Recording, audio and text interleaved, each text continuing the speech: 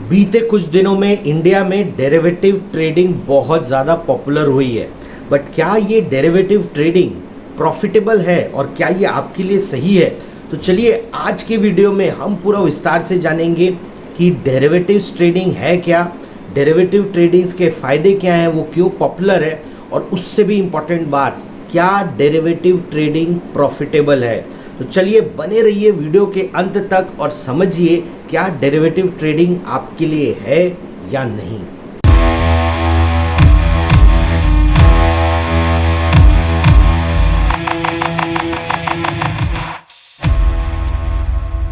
सबसे पहले समझ लेते हैं ये डेरिवेटिव ट्रेडिंग क्या होती है। आपने बहुत सारे लोगों को बोलते हुए सुना होगा, मैंने निफ्टी का फ्यूचर्स खरीदा, मैंने निफ्टी का ऑप्शंस खरीदा, बैंक निफ्टी खरीदा, मैंने कॉल खरीदा, मैंने पुट खरीदा। ऐसे बहुत सारी टर्मिनोलॉजीज है जो आप लगातार सुनते आते हो।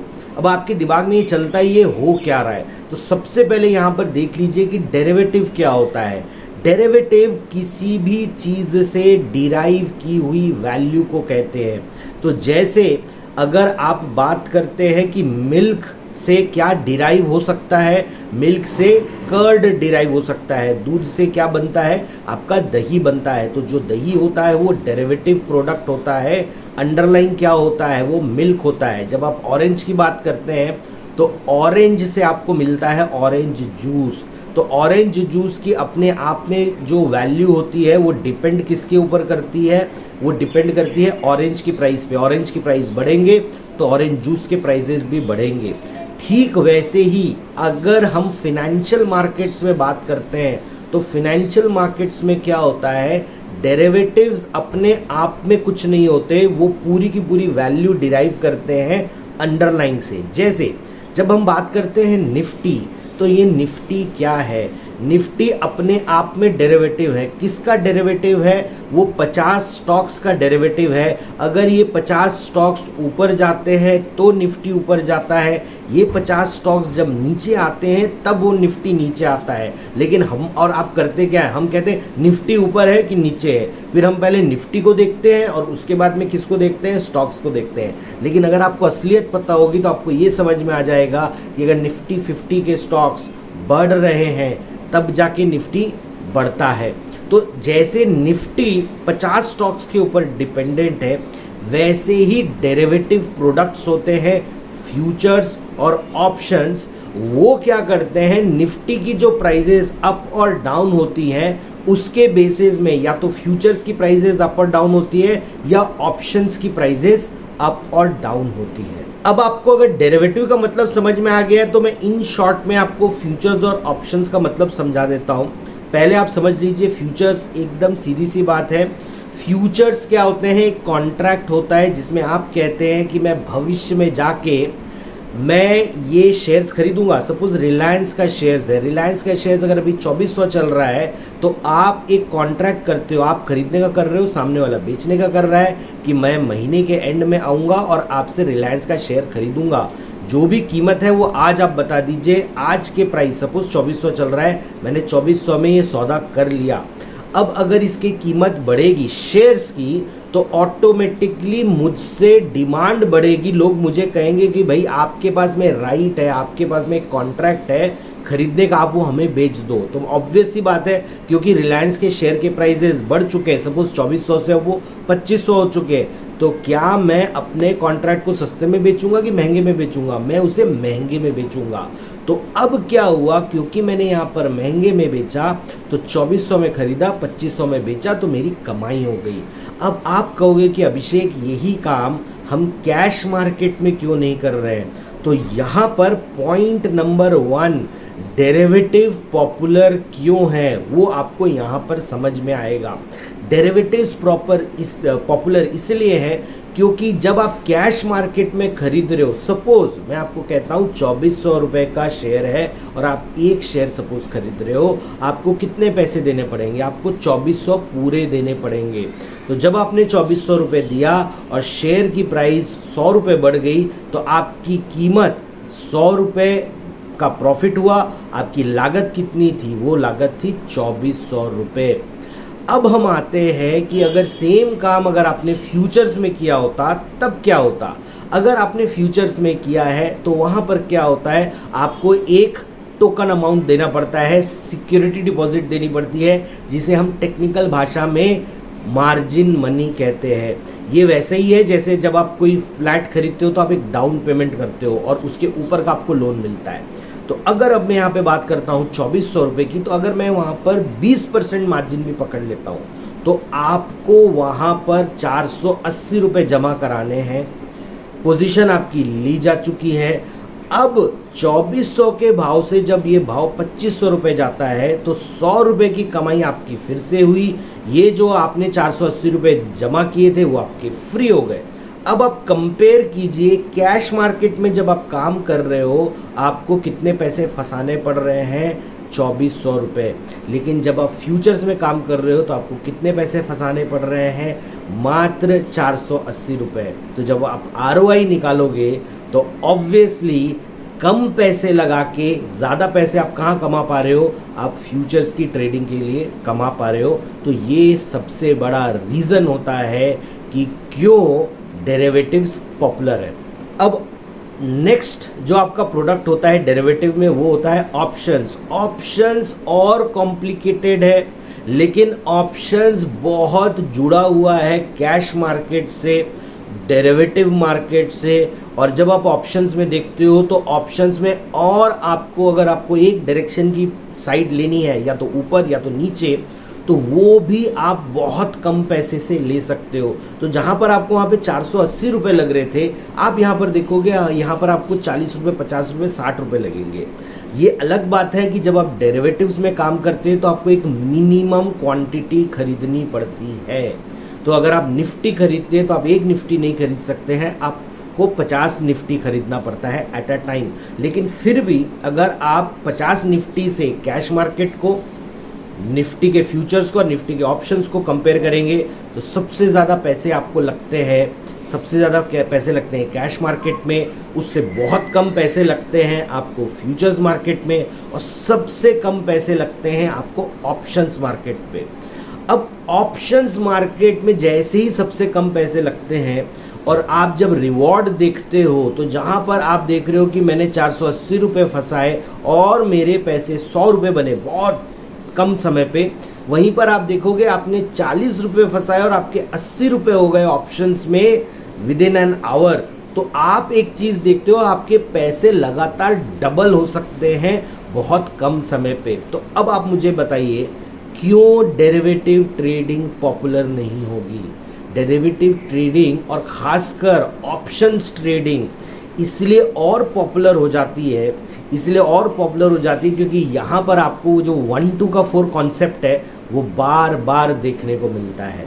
तो ये तो रीज़न है जहाँ पे आपके कम पैसे बहुत जल्दी जल्दी पैसे डबल हो सकते हैं या ट्रिपल भी हो सकते हैं।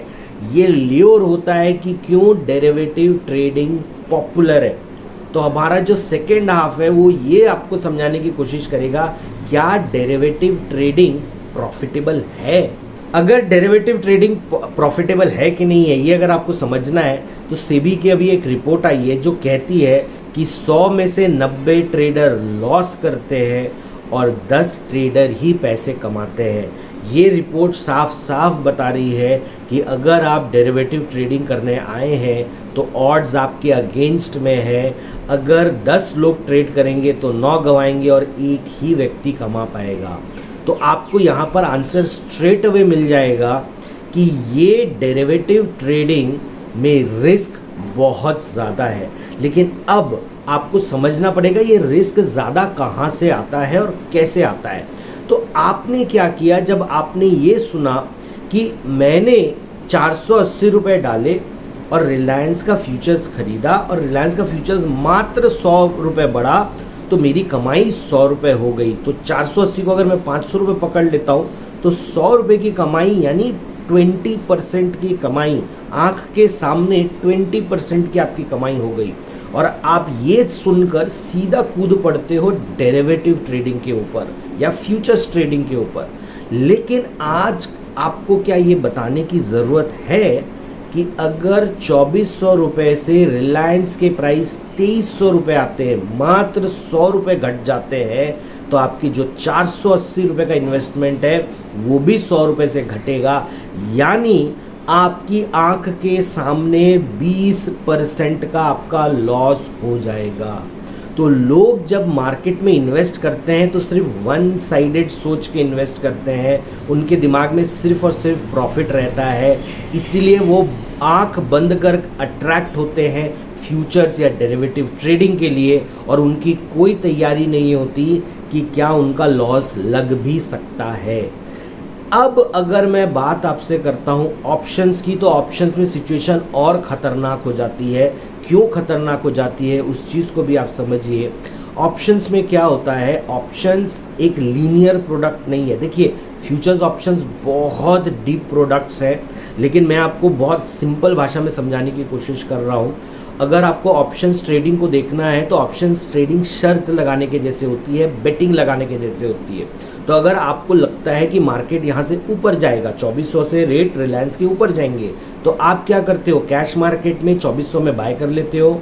आप क्या करते हो, फ्यूचर्स में 2400 में बाय कर सकते हो। लेकिन ऑप्शंस में आपके पास में बहुत सारी वैरायटीज़ होती हैं। आप इस चीज़ की भी शर्त लगा सकते हो कि क्या ये प्राइस 2500 के ऊपर जाएंगे, क्या ये प्राइस 2600 के ऊपर जाएंगे। तो अब आप देखोगे कि अगर आपने शर्त लगाई है, जिसे हम टेक्निकल भाषा में स्ट्राइक प्राइस कहते हैं। देखिए मैं टेक्निकल भाषा यूज़ कर सकता हूँ, लेकिन अगर आप कंफ्यूज हो जाएंगे तो वीडियो का पर्पस नहीं रह जाएगा। तो जब हम कहते हैं स्ट्राइक प्राइस, तो वो शर्त लगाने के जैसे होती है। जैसे अगर मैंने कहा 2500 की स्ट्राइक प्राइस है, मैं कहता हूँ कि रिलायंस 2500 के ऊपर जाएगा, तो मुझे इसके लिए कुछ पैसे लगाने पड़ेंगे, जिसे हम प्रीमियम कहते हैं। सपोज मैंने 20 रुपये लगाए। अब मार्केट में क्या हुआ, धीरे धीरे धीरे प्राइस बढ़ी और आप खुश हो कि प्राइस बढ़ रही है, लेकिन जैसे हर कॉन्ट्रैक्ट की एक समय सीमा होती है, उस समय सीमा में अगर रिलायंस के प्राइस 2500 क्रॉस नहीं कर पाए तो आप हार जाओगे। तो अब आप एक चीज़ देखो, यहाँ पर एक नॉर्मल पर्सन को लगता है कि डेरिवेटिव की प्राइस सिर्फ कैश मार्केट की प्राइस के ऊपर डिपेंडेंट है, लेकिन डेरिवेटिव की प्राइसेस जो होती हैं और विभिन्न अलग अलग फैक्टर्स के ऊपर डिपेंड करती हैं। जो मैंने अभी आपको एग्जांपल बताया वो होता है टाइम वैल्यू ऑफ मनी, यानी जैसे जैसे समय आगे जाता जाएगा डेरिवेटिव अपनी कीमत खोता हुआ जाता है। इसे समझना एक नए ट्रेडर के लिए, एक यंग ट्रेडर के लिए बहुत मुश्किल होता है इनिशियली, लेकिन अगर वो इस पे काम करेंगे तब जाके वो इस कॉन्सेप्ट को ग्रास्प कर पाएंगे। तो अब आपने एक चीज़ समझी कि जब ऑप्शंस पे आते हैं या हम फ्यूचर्स में आते हैं तो ये सिंपल प्रोडक्ट्स नहीं है, ये कॉम्प्लिकेटेड प्रोडक्ट्स हैं। अब सबसे बड़ी प्रॉब्लम लोग जो नहीं समझ पाते हैं वो क्या करते हैं, यूट्यूब वीडियो देखते हैं या किसी से सुन लेते हैं कि भैया मेरा 1 लाख तो 2 लाख या 4 लाख या 5 लाख बन गया था, और वो डायरेक्टली जंप कर जाते हैं। और उन्हें लगता है, उन्हें कैश मार्केट का कोई ज्ञान नहीं है, उन्हें फ्यूचर्स का कोई ज्ञान नहीं है, उन्हें टेक्निकल एनालिसिस का कोई ज्ञान नहीं है, लेकिन उनका क्वेश्चन होता है सर ऑप्शंस ट्रेडिंग सीखना है, कैसे सीखें। देखिए याद रखिए, हर आदमी सक्सेसफुल आउटकम को चाहता है। हर आदमी जब एक सक्सेसफुल आदमी को देखता है तो वो उसके सिर्फ आउटकम पे कंसंट्रेट करता है, वो उसकी जर्नी नहीं देखता कि उसकी जर्नी ज़ीरो से आपके सामने आने तक कैसी थी, कितना हार्डवर्क या क्या क्या उसके पीछे गया। तो लोगों के दिमाग में है कि ऑप्शन से पैसा बन सकता है तो मैं सिर्फ ऑप्शन सीखूंगा।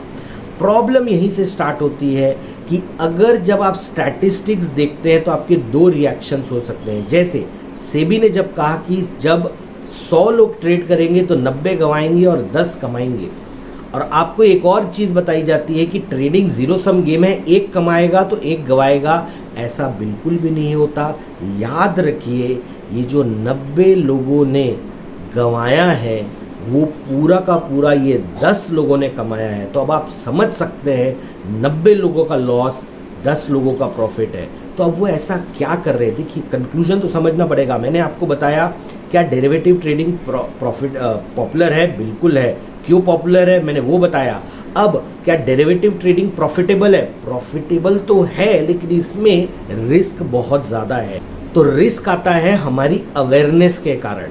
तो अब आपको एक चीज़ समझनी है कि अगर आपको 10% लोगों में रहना है जो प्रॉफिटेबल है, 90% मेजॉरिटी है जो प्रॉफिटेबल नहीं है, तो आपको क्या करना होगा। सबसे पहले आपको कैश मार्केट को समझना पड़ेगा। अगर आप डेरिवेटिव्स करना चाहते हैं और आपको कैश मार्केट की समझ नहीं है तो आपके लिए डेरिवेटिव्स ट्रेडिंग में आपको बहुत कंफ्यूजन होंगे। आप लाइन स्किप मत कीजिए। सबसे पहले आपको कैश मार्केट सीखना होगा। कैश मार्केट में रेट्स ऊपर और नीचे कैसे जाते हैं, क्योंकि सबसे इंपॉर्टेंट चीज़ ये होती है कि जो अंडरलाइंग है उसके कारण डेरिवेटिव्स की प्राइस सबसे पहले चेंज होती है। इसके अलावा भी बाकी फैक्टर्स हैं। पॉइंट नंबर 2, आपको टेक्निकल एनालिसिस की बहुत अच्छी समझ होनी चाहिए। और अगर आप टेक्निकल एनालिसिस सीखने में इंटरेस्टेड हैं तो हमारा एवरी थर्सडे टेक्निकल थर्सडे करके एपिसोड आता है। अगर आप उसको हर एपिसोड को देखोगे आपका टेक्निकल नॉलेज ऑटोमेटिकली बढ़ जाएगा टेक्निकल एनालिसिस का। तीसरी चीज़ आती है कि अगर आप ऑप्शंस या फ्यूचर्स में आ रहे हो तो आपको डेरिवेटिव माइंडसेट के साथ आना पड़ेगा, डेरिवेटिव ट्रेडिंग माइंडसेट के साथ आना पड़ेगा। अब ये डेरिवेटिव ट्रेडिंग माइंडसेट क्या है?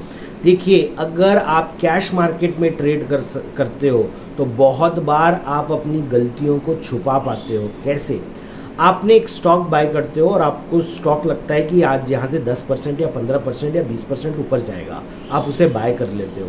अब क्या होता है, आपकी कोई स्ट्रैटेजी नहीं होती कि अगर प्राइस नीचे आएगी तो आप क्या करोगे। तो अब क्या हुआ, प्राइस ऊपर जा रही है तब तो आप प्रॉफिट बुक कर रहे हो, आप कह रहे हो मैं ट्रेडर हूँ। जैसे ही प्राइस नीचे जा रही है आप उसे होल्ड कर ले रहे हो, आप कह रहे हो आप इन्वेस्टर हो। ये एटीट्यूड कैश मार्केट में चल सकता है, लेकिन ये एटीट्यूड डेरिवेटिव मार्केट में बिल्कुल भी नहीं चलता। डेरिवेटिव मार्केट में क्या होता है कि आप अगर पोजीशन लेते हो तो या तो वो प्रॉफिट में पोजीशन कटेगी या तो वो लॉस में पोजीशन कटेगी। तो अगर आप अपने लॉस बुक करना नहीं जानते हो तो आपका ट्रेडिंग माइंडसेट नहीं है, डेरिवेटिव से आप दूर रहिए, डेरिवेटिव आपके लिए नहीं है। चौथा पॉइंट जो आपको समझना पड़ेगा, डेरिवेटिव में प्रॉफिट है, 100% है। किसी को आपको ये बोलने मत दीजिए कि डेरिवेटिव में कमाई नहीं हो सकती। लेकिन एक और चीज़ है जो आपको समझनी पड़ेगी, derivative is all about risk management. तो अगर आपका मनी मैनेजमेंट और risk management plan in place नहीं है तो डेरिवेटिव में मत आइए, आपको भयंकर लॉस होगा। तो इस चीज़ को आप समझिए। अगर आप ये सारे पॉइंट्स को ध्यान पे रखते हैं, और इससे भी बड़ी बात, अगर आप कोई भी चीज़ सीरियसली करना चाहते हैं तो पहले उसके बारे में एजुकेशन लीजिए, समझने की कोशिश कीजिए, सीखने की कोशिश कीजिए। जब तक आप पूरी तरह से सीख ना जाएं अपने पैसे मत लगाइए। तो अब आप इस वीडियो में देखेंगे, मैंने आपको डेरिवेटिव्स बताया, उसकी प्रॉफिटेबिलिटी का पोजीशन बताई, मैंने आपको उसका रिस्क बताया कि क्यों इसमें रिस्क है, क्यों ये प्रॉफिटेबल नहीं होता ज़्यादातर लोगों के लिए, और आप इसके लिए क्या कर सकते हो। तो दोस्तों, अगर आपको ये वीडियो पसंद आया हो तो प्लीज़ इस चैनल को लाइक कीजिए, सब्सक्राइब कीजिए, लोगों के साथ शेयर कीजिए, और मुझे कमेंट बॉक्स पर बताइए आपको ऐसा कौन सा टॉपिक है जिसके बारे में आपको डिटेल्ड वीडियो चाहिए।